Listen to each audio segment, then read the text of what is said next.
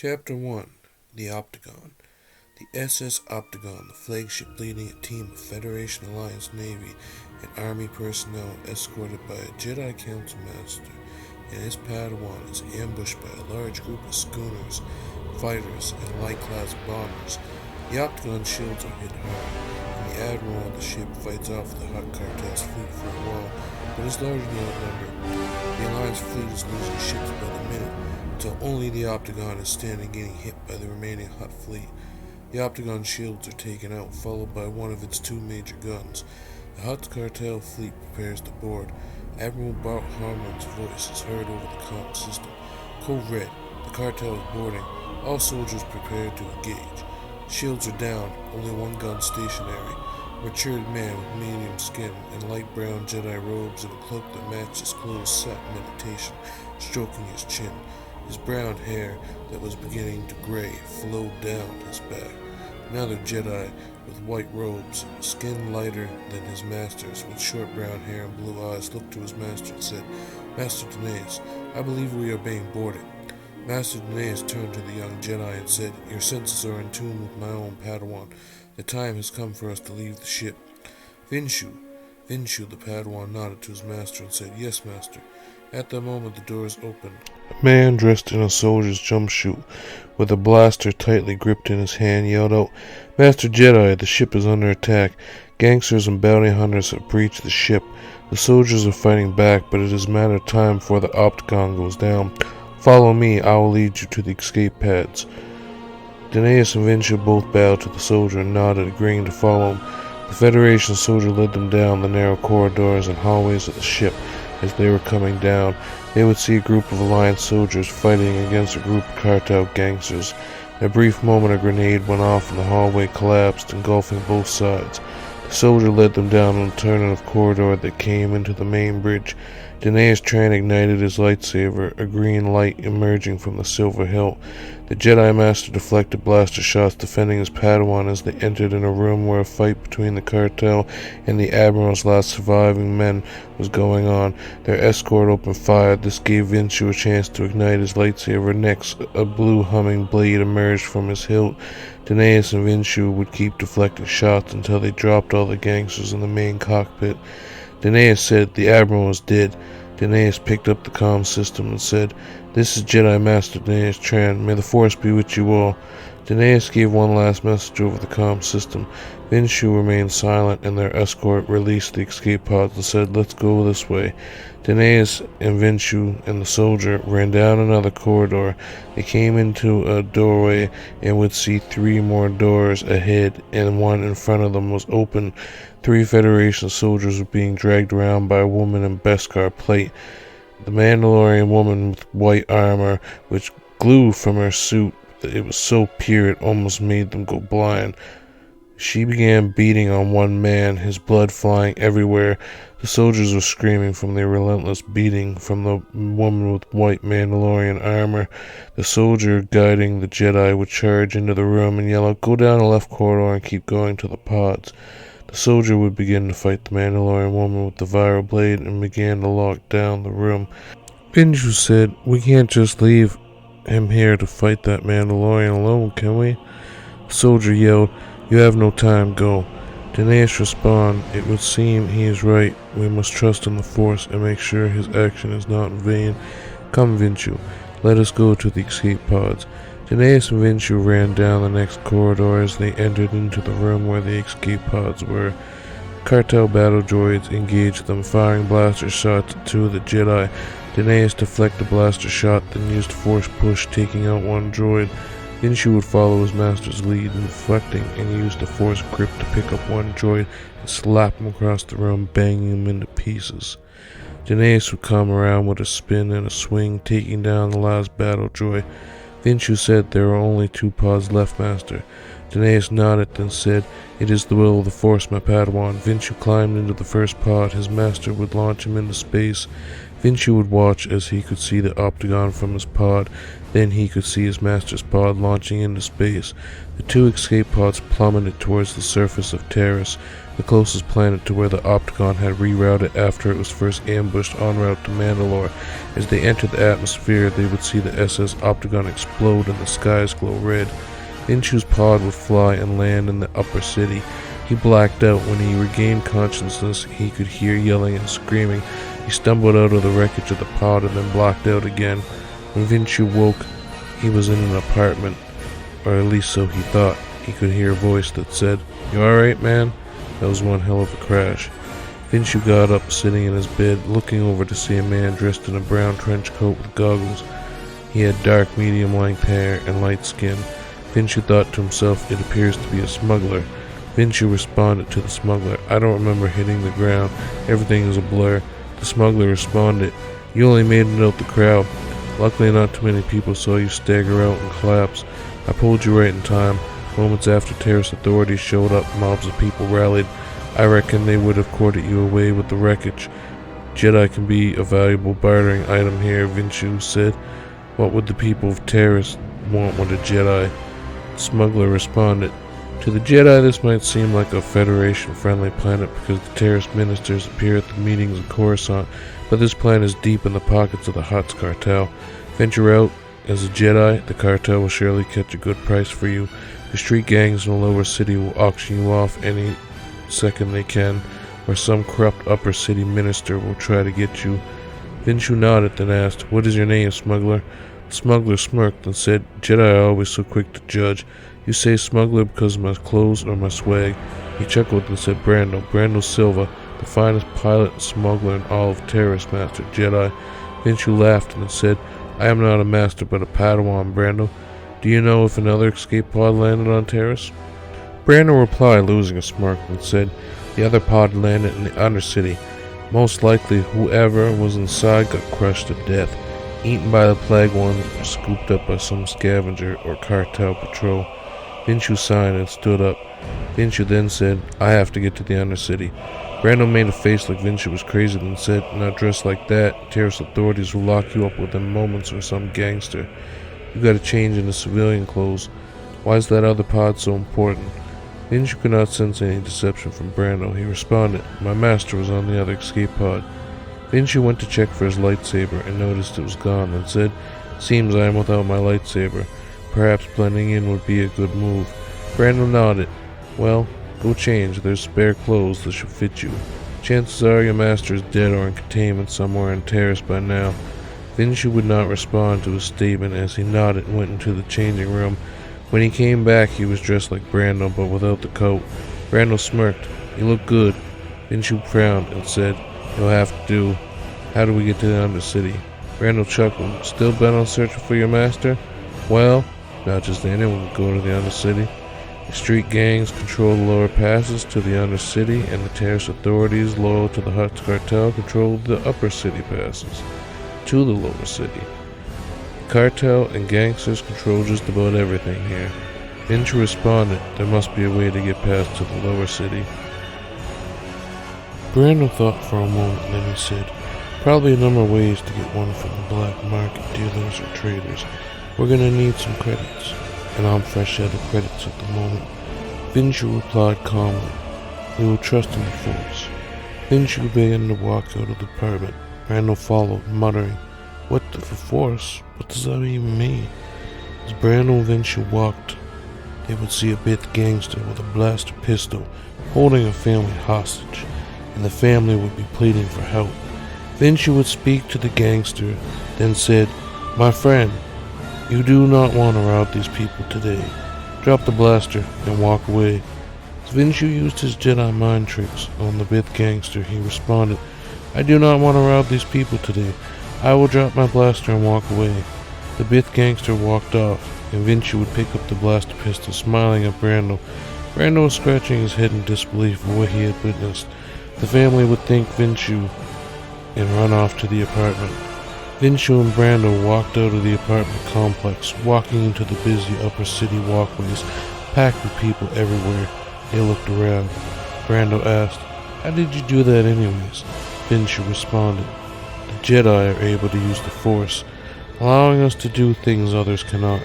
I used the Jedi mind trick to convince our friend to lay down his arms. It only works on the weak-minded. Brandon laughed and said, "You better not try anything like that on me." Finchu chuckled and then responded, "As I said, it only works on the weak-minded, my friend. I have no desire to play tricks on you." The two walked through the upper city. They would see a large mob of people gathered around the escape pod crash site, which was protected by combat droids owned by the terrorist authorities. An elderly man would be shouting out, "You see, the aliens have brought upon us a plague, space wizards raining from the sky, Mandalorians and cartel gangsters from the huts. We need to drive the alien scum to the lower city." A group of humans would be chanting. Finshu followed, and Brando replied, "Some things will never change, you know. I think after a millennia of humans and aliens living together on Terrace, this kind of racism won't exist anymore." Finshu responded, "We must be cautious. Those type of people can be dangerous and bring unwanted attention." Brando nodded. They would enter the cantina of Terrace's upper city. They could hear loud music playing, instruments of all sorts, aliens and different humans sitting around, drinking and smoking. They moved past the Pazak players and into the main bar. Brando would head to the bartender, who was a Gamorrean, and said, "The usual." The Gamorrean snarled like a pig and poured him a drink. Finshu would take notice of a cloaked man sitting at the table by himself, sipping a cup. He sensed the man had great anxiety, so he would quietly take a seat close by and whisper, "Next drink on me, my friend." The cloaked man nodded as the bartender and waitress came over with another round. Finshu paid with the last credits he had on him. They slipped him his drink, thanked Finshu, and said, "Not many kind strangers on this planet." Finshu responded, "I am not from Terrace, just passing by from the core." The cloaked man said in an upbeat tone, "The core? I'm from the core, and I happen to know of any pirates heading back that way." Finshu nodded and said, "I know a good pilot. He's here in the upper city. What brings you to leave Terrace?" The cloaked man said, "I seem to be stranded here on Terrace. I'd be willing to work my way to Coruscant."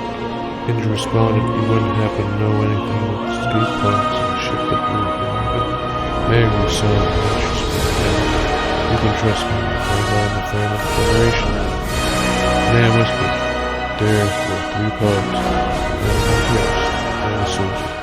Finshu rubbed his chin. "I did not know another escape pod had been released right before us. I thought most of the pods before us would have been blown to bits by the cartel. I am Finshu blessed of the new Jedi Order."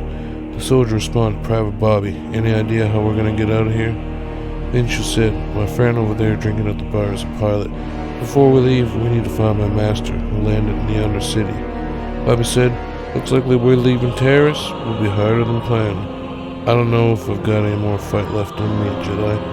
Finshu responded calmly, "Trust in the Force, Bobby. It will guide us out of here if we stick together." Bobby frowned and said, "I don't know what any Jedi mumbo-jumbo is about, but I've got to get off Terrace." Finshu then said, "Remain calm.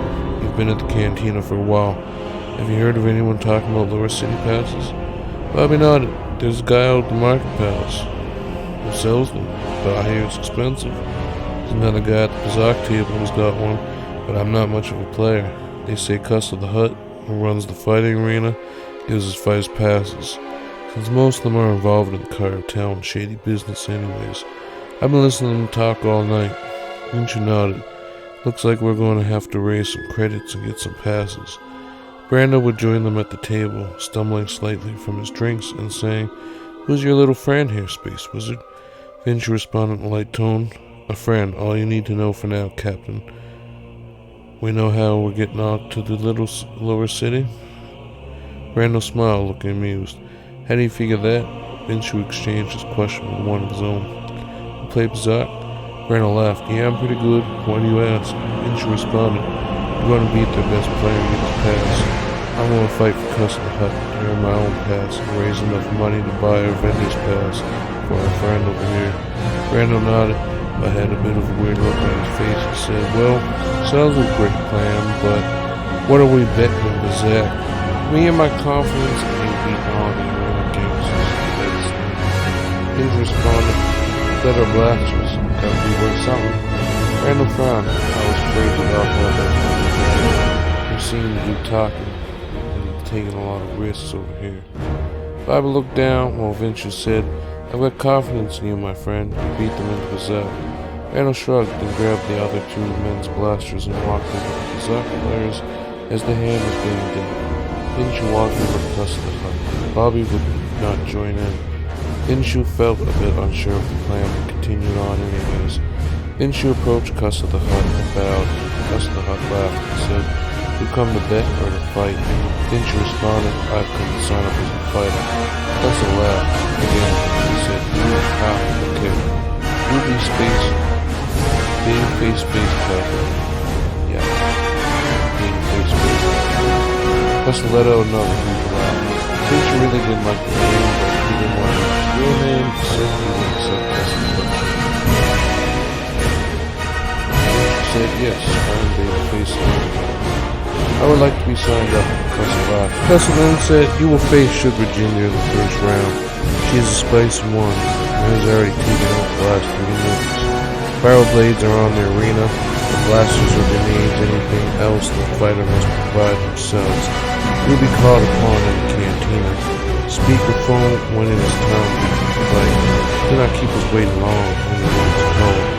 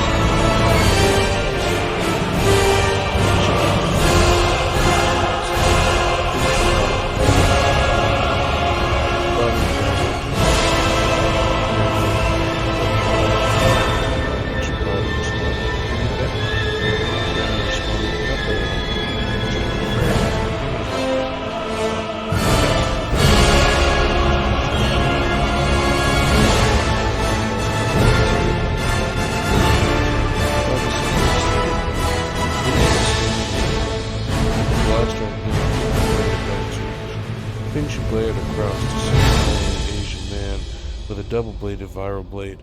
Vinju thought this was odd, since the last competitor had a pistol.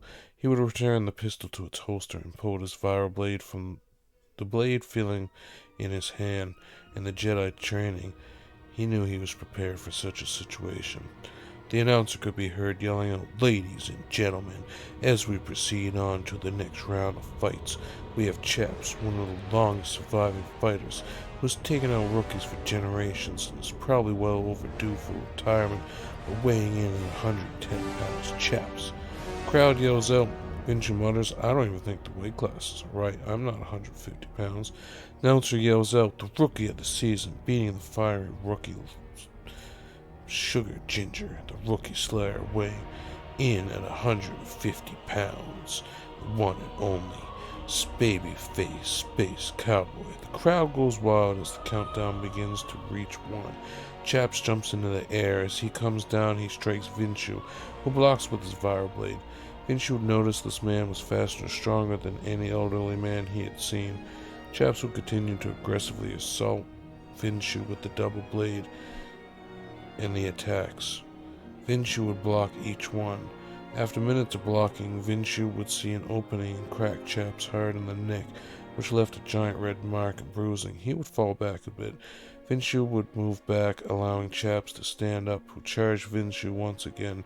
Vinju dodged and would move more swiftly to knock Chaps out with the bottom of his hilt, striking him in the head hard enough to drop him but not permanently damage him. The crowd grew quiet, almost not expecting the match to have ended so fast. The announcer yelled out, "Babyface Cowboy does it again. No past, no future, just the present. He has defeated Chaps, who is sure to retire now after losing to 2 rookies this season. The winner of 1,500 credits, and our rookie of the season, Babyface Space Cowboy." The crowd begins to chant. Vinju left the arena and returned to Cuss in the Hut, who was laughing as usual, and said, "You put on quite a show, Babyface. Haha. You'll face Hunchback in the next round. Bids are high. 5,000 credit fight against Hunchback. If you win, you will face the runner-up champion." Vinju nodded, then asked, "What about my pass?" Cussa let out a groan, then said, "I'll give you a pass if you can defeat Hunchback and win the next 2 fights. Make Cussa credits, and Cussa will make sure his top fighters are taken care of." Vinju nodded. "Let's get this over with." Cussa laughed as Vinju returned to the arena. Once again, he heard the announcer's voice over the megaphone. "Ladies and gentlemen, the rookie babyface Space Cowboy makes a rise in the Terrorist City fighting arena, defeating Sugar Ginger and Chaps. But do not be fooled. Hunchback is ready to crunch and spline to gain another spotlight to earn his freedom." A giant man with a hunchback, wearing a ragged one-piece cloth suit with his right eye slumped in, had a giant club in his hand. He roared out like an ogre and charged Vinju even before the timer went down. Vinju would fire off blaster shots, hitting the ogre of a man, but it seemed to do very little. The man growled like a beast and charged Vinju, sending him flying across the arena. Vinju regained his balance. He aimed at the slumped eye and let off a blaster shot. The giant man cried out as his weak eye went fully blind. Hunchback charged Vinju again, sending him flying again. Vinju dropped his blaster in mid-air and flew to the other side of the arena. As Vinju hit the ground, he saw the giant man coming for him again like a bull. Vinju got to his feet and drew the viral blade. When the man got close, he jumped with the force guiding him. The giant man crashed in the rocks near the end of the arena, taking a heavy hit to his head. Vinju ran towards him, his blaster. As he got to the blaster, the giant hunchback man came to and began to charge him again.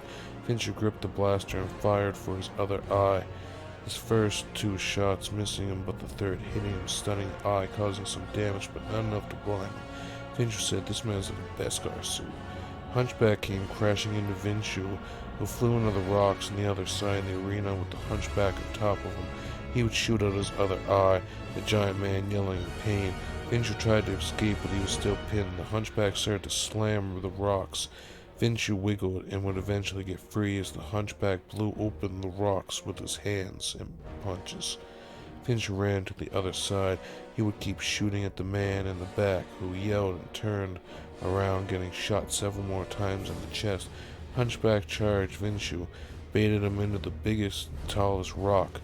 When the man got close, once again he jumped, using the force to guide him, and the giant man slammed so hard into the giant rock that he knocked himself out. The announcer would yell out over the speakerphone, "There you have it.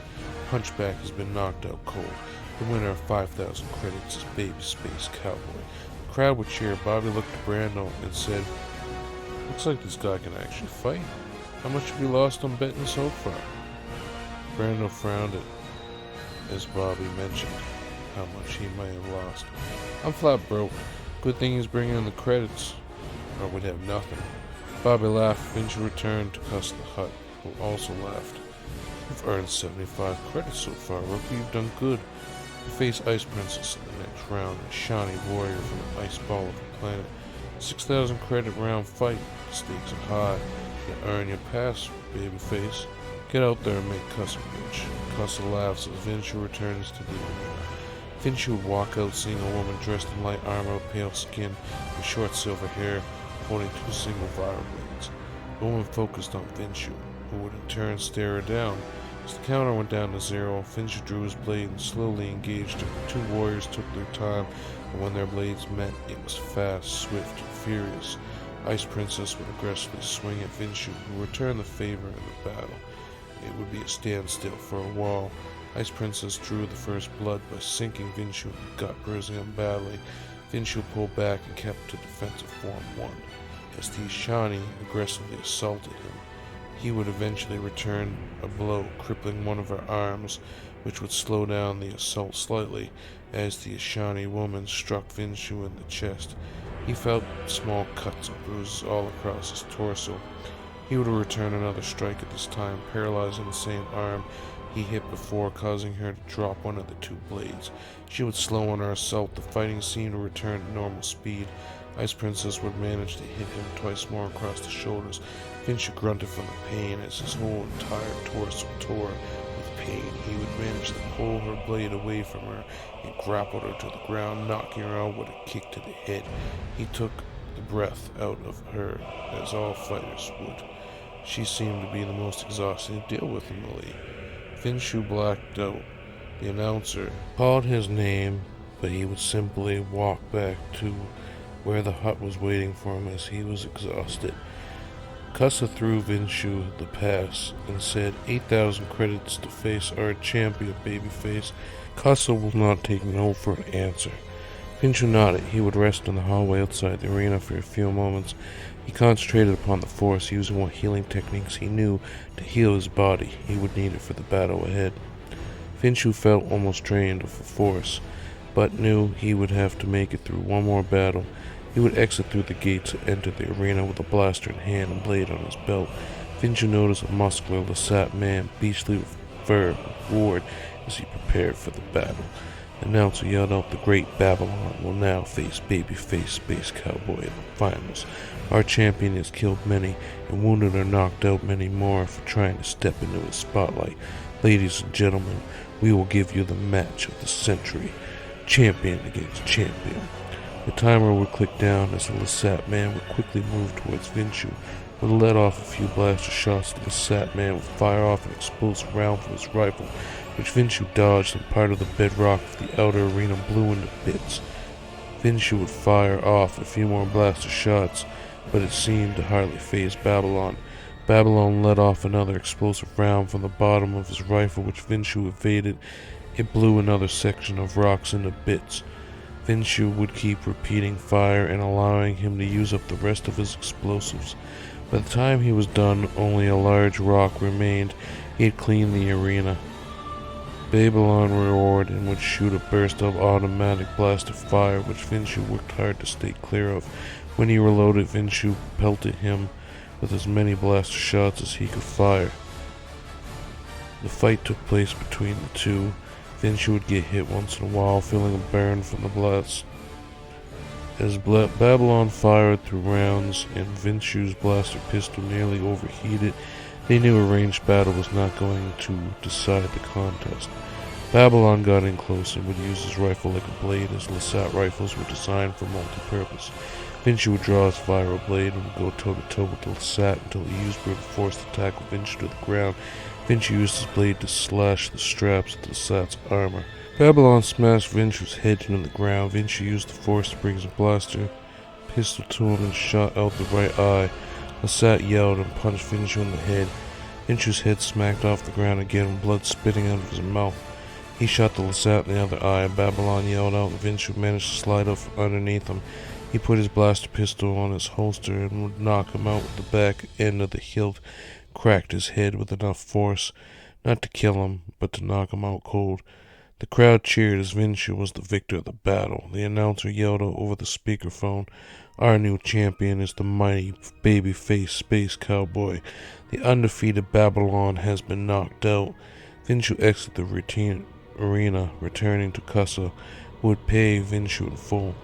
Cussa the Hutt said, "You have fought well and given us both a lot of credits. You are a champion, free to wander both the upper and lower cities. If anyone rises to another championship fight, we will call upon you." Vinci nodded and walked back to the main part of the cantina where Brando and Bobby were waiting for him. Bobby said, "You really know how to fight." Brando tuned in. "Yeah, I didn't know you had moves like that. I lost my credits in the first bet." Vinci laughed. "I've earned enough for us all. Let's go to the marketplace and buy the last pass." Brando, Bobby, and Vinci left the cantina and walked to the marketplace on the other side of town. A Rhodian merchant was selling used weapons, shields, gadgets, and parts. Brando asked the Rhodian, "Still got those passes?" The Rhodian nodded, saying he wanted 10,000 credits for a pass. Vinci would attempt to use a Jedi mind trick. "You only need 5,000 credits. That will do." The Rhodian got mad as it did not work on him, and he said he would not go lower than 10,000. Vinci nodded and would pay him the 10,000 for the pass. As they walked away, they noticed the mob from earlier at the escape pod riding. A bunch of security droids would be standing them. They walked past the mob, and a blaster shot would go off, wounding a man. They would see him taken away to the medical facility on a stretcher not too far away. Brando, Bobby, and Vinci would go to the elevator shaft, showing their passes to the security droid. They would travel down to the lower city. The elevator shook as they got there. They would see a group of masked strangers in yellow jumpsuits who jumped them to outnumber them 4-3. The thugs had their blaster pistols drawn. One of them yelled out, "Kill them and rob all their credits." As the blaster fire went off, Brando was quick on the draw, firing and dropping one of the thugs. Bobby had done the same with his blaster rifle, picking off another thug. Vinci dodged the shot, then gunned down another thug. The last thug would run off down the long hallway of the lower city passes. Vinci said that was a close one. Brando replied, "That is the Undercity Angels. They think they own the lower city, one of the two major gangs that operate down here." Bobby asked, "What's the other one?" Brando smirked and said, "That's the henchmen. They're just as bad, but they don't jump anyone. They usually ask questions and have a little bit more respect. Both gangs respect the cartel, so, they keep away from the upper city. The two swoop gangs control the lower city. The cartel and swoop gangs have arrangements. That's how it works."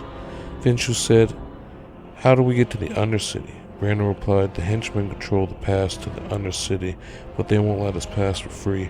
Most likely want us to scratch their back for that kind of access." Bobby replied, "What about the Angels? They don't do business with outsiders?" Brando laughed. "Those goons think they own the whole terrace.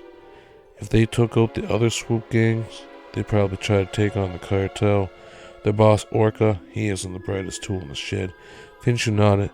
"Then it seems like we have to go see the henchmen." Brando motioned for them to follow him, which they did.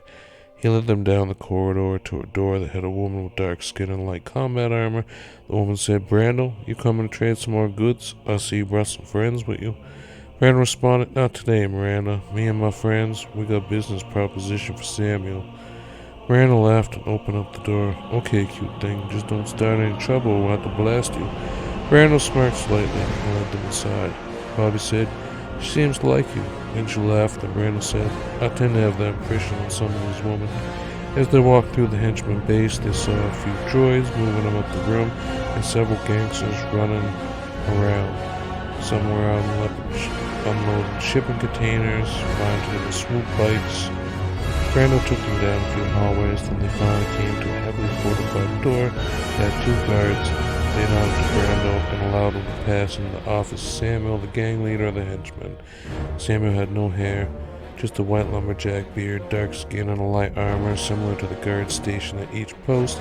Samuel took a drink of his bronze-colored spirits and said, "How can I help you boys?" Samuel stroked his beard. Brando said, "We're looking to get to the Undercity, me and my two colleagues." Samuel takes another drink and leans forward in his chair looking at Brando. "Who are these two? You know I can't just let you go to the Undercity for free." Vinci bowed his head and said, "I'm Vin, colleague of Brando." Bobby simply said, Brando responded, "We are willing to put in some work to get access to the Undercity." Samuel stood up and said, "I don't know why you boys want to go to the Undercity. Nothing to starve people, monsters, and abominations. Chances are you boys get caught up with a hut patrol or ravaging moon inside. I got a load for the people, terrorists. Who help us will help you. I need a package picked up at the lower city apartments for one of my sloops. I also need you to aims. Take out the turrets and shields. They got too much heavy equipment, making it too hard to hit the base. No one gets close enough, even normal street folk can gun down with the turrets. I know it's not the easiest task, but seeing as the three of you are here and my boys are pressed, it's a little bargain I've got to strike. Otherwise, you boys can come from the local city." Bobby was about to say something.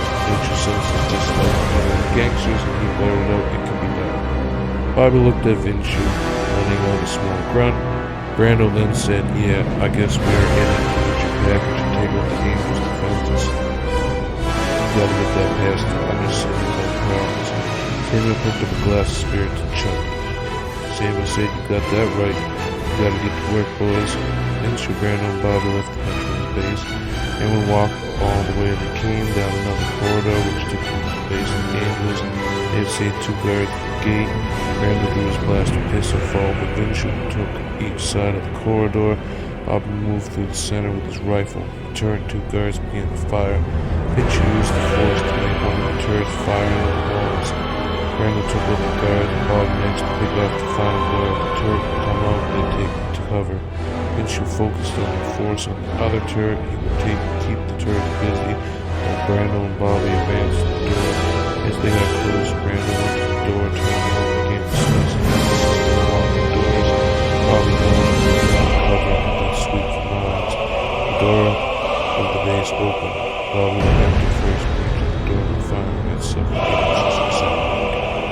Vinci began to run towards the base while Brando entered reinforcing guard. The two of them cleared the main lobby. By the time Vinci got inside, the three of them had split up. Brando moved into the kitchen where he believed the control room would be. Bobby took to the right, one of the turrets. Vinci moved to the hallway in the room. Brando moved to the kitchen. He went to see the cover. Drew his eye with the ring and started trying to chop off the fruit of giant hands. Brando dodged as the blade got stuck in the center. Brando moved, taking several shots to his head till he dropped and moved into another room. Finally, the control room heard the alarm go off on the gate. Ran out into the hallway. Moved down to the main control system and the security system. Bobby had reached the turret. Bobby smashed open the control and fired until the thing blew up, losing up one of the turret arms. Took the gangster's chair, took cover. Now he was locked in a fight with four gangsters. Vinci reached the took some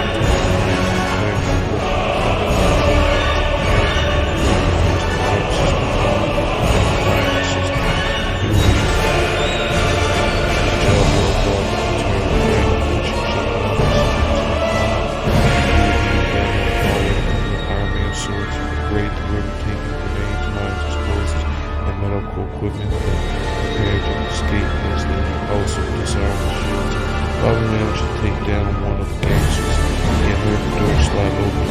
Vinci began to fire his pistol, taking out another man to take cover.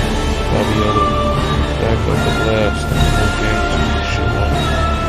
Vinci yelled out, "I took down two, just to get him. I won't be surprised if one showed up."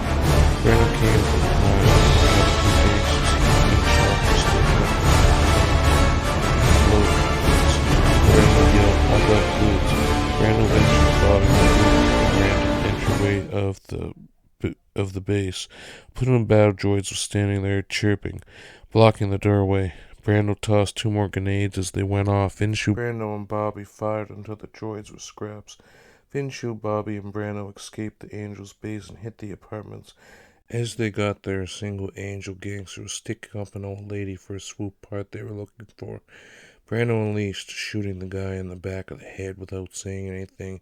Finch grabbed the part and said, "Thank you, ma'am." Bobby then said, "Samuel, looks out for him." Brando took a deep breath. The 3 of them left the apartment, then walked back to the henchman base. Miranda said, "Damn, you boys are sweaty and sticky. Why don't you come in and let me hose you down?" Brando laughed. "I think we're past this time." Bobby said, "I'll let you hose me down, Miranda." Vinshu pulled Bobby. You could hear Miranda laughing as they went inside and walked to Samuel's office. Samuel was waiting for them. He had to refill his glass, and then clapped. Well done, my boys. My hat's off to you. You've earned your place here. You're free to come and go as you please. My boys are getting ready to hit the Angel's base. Should be enough to cripple them for a while." Brando put the part from the lower city apartments onto the table. Samuel said, "You boys really deliver." Bobby scratched his head and said, "Only for the best." Samuel laughed. "I wouldn't get too confident. The Undercity devours most who travel into that cesspit." Finchu bowed his head, then said, "We should be able to take care of ourselves. We hope you do well with that part." Samuel nodded. "Seems like our business here is concluded. I'll catch you guys on the flip side." Samuel chugged his drink and escorted them out of the base. Finchu, Bobby, and Brando traveled down the corridor. They would come to another cantina, which was guarded by a gangster. A mechanic's eye extended itself, and a voice could be heard from the door. It was not the Gan. The voice said, "You stop right there, smuggler." Brando would speed walk past the cantina. Vinshu and Bobby followed him. Bobby asked, "Why did they ask you to stop?" Brando responded, "Must have me mixed up with someone else." Vinshu then said, "I have a bad feeling about this." Vinshu, Bobby, and Brando moved to the elevator shaft, traveling to the Undercity. The 2 henchmen gangsters guarding it nodded to them as they went inside and moved to the Undercity. The elevator grinded as if it was rusty and slightly shook as it was dragged down to the Undercity. When they emerged, they seen a village made from scraps and people begging.